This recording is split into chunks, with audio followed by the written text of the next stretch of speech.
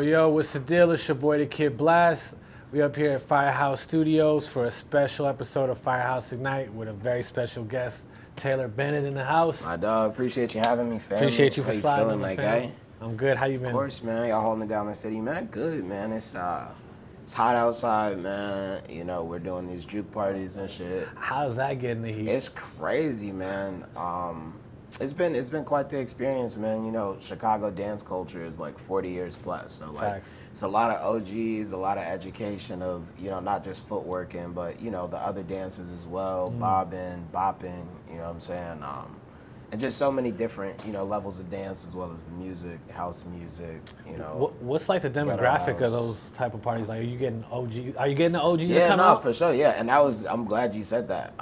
Yeah, I was talking about it on Sway a few weeks ago, but yeah, man, the demographic is different, man. It's very diverse. I say, like, you know, of course, like, I'm young, so, like, it's mostly young folks because they come to my shit and they might not know off rap, you know, Right. like, oh, this is a juke party. Like, you know, probably like 60, 70% of my base, they know it's a juke party because we Chicago, you know, Sure. community.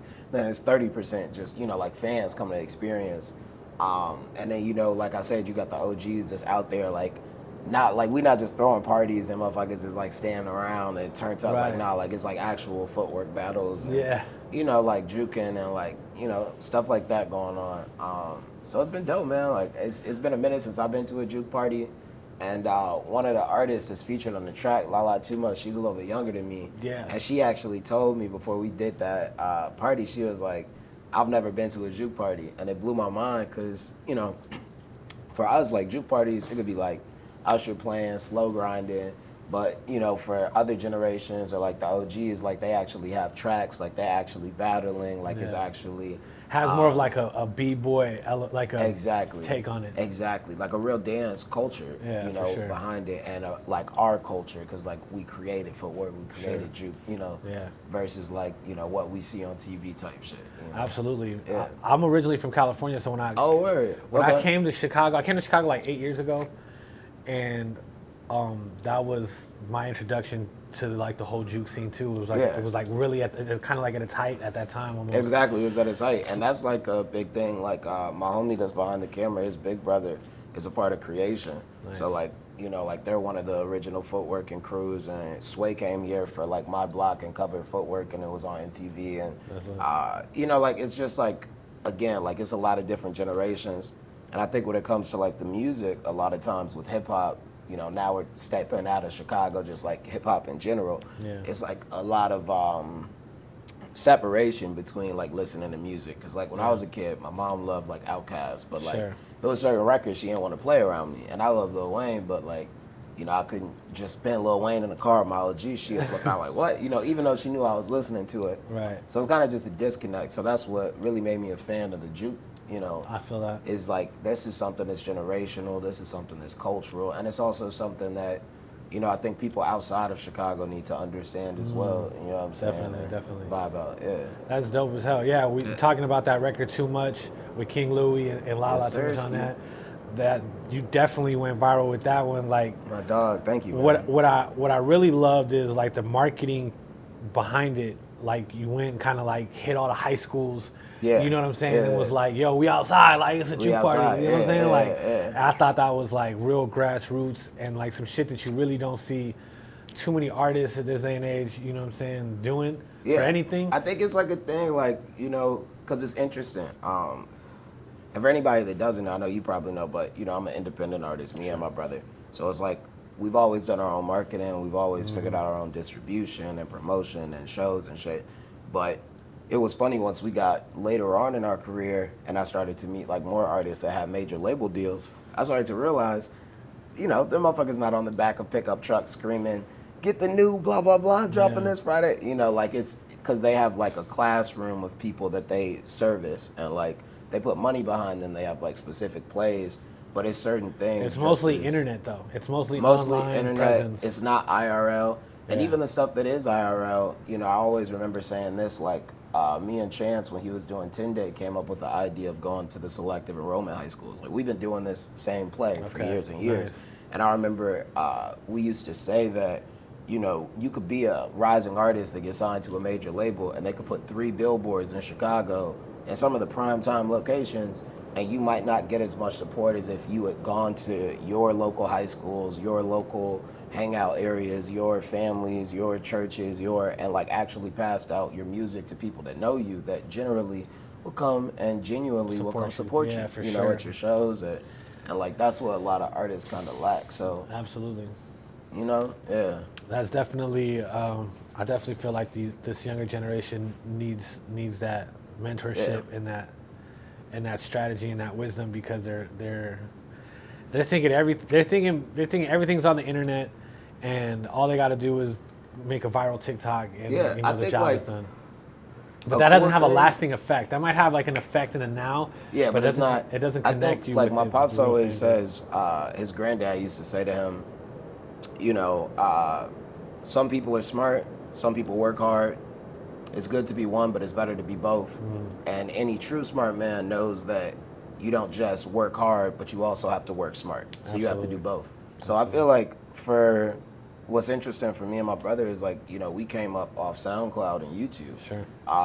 And a lot of the SoundCloud stuff was digital, and but what supported it and what made us, I think, go past other artists that were doing the same thing is not just going to high schools, but then later routing our own tours or routing our own, you know, shows in Chicago, where there were groups of people coming and taking pictures and selling posters and putting it up in their colleges and, you know, all that kind of stuff. So again, I think it's working both ways. I see a lot of folks, you know, that are young that use the internet that go viral, and then I see a lot of labels that are trying to figure out either how to recreate the same strategy or how to sign that artist. Exactly. So there are ways I think you can be innovative digitally, but I also think that even though you could be a step ahead digitally, you should also be doing the same marketing or a step ahead in IRL outside promoting your shit. Yeah, and for sometimes sure. people feel like that shit whack, for sure, like as a rapper. People, you know what I think it is that a lot of the kids that make music are low-key introverted, and Yeah. they really don't know how to communicate with people in the real world. For sure. And I think like a big part of that too is like, you know, anytime we talk about a genre, like we're talking about like a specific group, you know? So I think like a lot of times if we're talking about country, we're talking about hip hop, rock and roll, you usually have one demographic. One thing I'll say is that when it comes to like hip hop, like the level of independence, you know, whether it's like through, we're talking about me and Chance, but Jay-Z or a lot of other artists that have come up and like built, you know, you can see the hip hop hustles. So like, and I could be, because again, I might not be in these communities to see it, but like, you know, Jay-Z used to pass out his records and shit before he could get deals and get signed. Sure. And like, it's always been in Chicago. You see people selling mixtapes, and I think that's like, it's a form of hustle that I don't know if it exists. It within might country exist in the music country and music rock scene. music. I mean, just Strictly like, though, like no cap, like what does in the it way look that, like, though? and the way that you're saying, Yeah. Basically, undiscovered artists, you know, crashing big music festivals and basically kind of like sitting outside in the parking lot trying to parking lot pip their wow, music. you're That's right. How, that's I've how seen- it I've exists. seen that. That's how it I've seen exists. that. But I they're see the only that other outside. ones. I see They're that the here. they're the That's only crazy. other That's a ones. good They're the point. only other ones. Shout out to country music artists. You guys are the Yeah. only ones with that hustle. You know what I'm Got saying? that But hustle. yeah, No, that's for sure. But and but country you're right and hip though. hop is like a lot. I think there's like a lot of similarities. There is a lot Yeah. of similarities. Absolutely, sure. absolutely. Yeah. No, that's for sure. Love. But yeah, so I see you were performing at Summerfest. How'd that go? What day did you perform? So I didn't perform yet. I actually performed on Friday. Oh, okay, bet. But I'm excited for that shit, man. It's you know, it's a big deal for me. I feel like anytime I get in front of my fans and get to connect with them and like see them, Yeah. again, going back to that IRL and digital thing, it's like a lot of these people, they might follow me online and they follow me for years, and like this is the first opportunity that they actually get to see me. Sure. So it's always one, that connection, and then two, it's like new fans, because Yeah. whenever you perform at a festival, it's like all these, you know, Lil Uzi Vert and SZA and all these Yeah. other people's fans coming to check you out. And we're on a big stage at 6:30, so Yeah, that's lit. we're gonna rock that shit. Yeah, That's I'm dope, excited, bro. man. I'm excited for you, bro. That's fire. Love. You just dropped a new single today. Yes, Sirski. That Be Yourself Part 3. Yeah.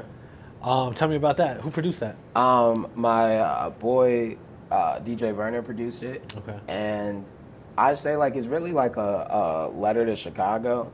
I think for one, for my brand, I have like my slogan and like my whole campaign is be yourself, and it's all about self-expression and being able to be who you are, being comfortable with being different, or not being in a space that maybe lets you express yourself, but learning how to find those other places through friends and different activities and stuff like that. So it's like the first track came out and it was really successful. Good Morning America, a lot of other places. Then we did Be Yourself Part 2. And that was when I had my first son. And that was like me, not just moving into adulthood from that level, but also like fitness, health-wise, like changing it up. And that was like a big thing for me. We did like a viral challenge. And this one, I kind of felt like I wanted to do something for the first kid that wrote the first record. So this is like, I would say like more of a record that's directed towards the kids that are growing up in Chicago now and through the eyes of how I felt before. So I talk about, riding the CTA and, smelling like weed and like going home and most of my friends hanging out under streetlights and, just like the realities of what it was like for me to grow up. But then also ending on that note of like, this is where I am now, and like not being like, not to say that we don't want to hear it, but somebody that's like 30, 40, 50, but like somebody that's actually just getting to this stage and like being, that representation, That's what's up. That's dope. yeah. Well, I can't wait to hear it, man. Yes, sir. You gonna bless us with some heat on this fire escape? Oh then? man, I got you, bro. I got a few songs for you, man. Awesome. Well, shit. get it. Go ahead. I'm sure most of you people watching know who he is already, but for those who don't, go ahead and shout out Make your sure y'all socials. check me out at Taylor Bennett on Instagram, and make sure y'all check me out on all other platforms at Taylor Bennett. Let's get it. All right, man. Well, shit. We appreciate you for sliding My on dog, us. appreciate you having me. I'm bro. your boy, the Kid Blast. We appreciate get y'all at for tuning in.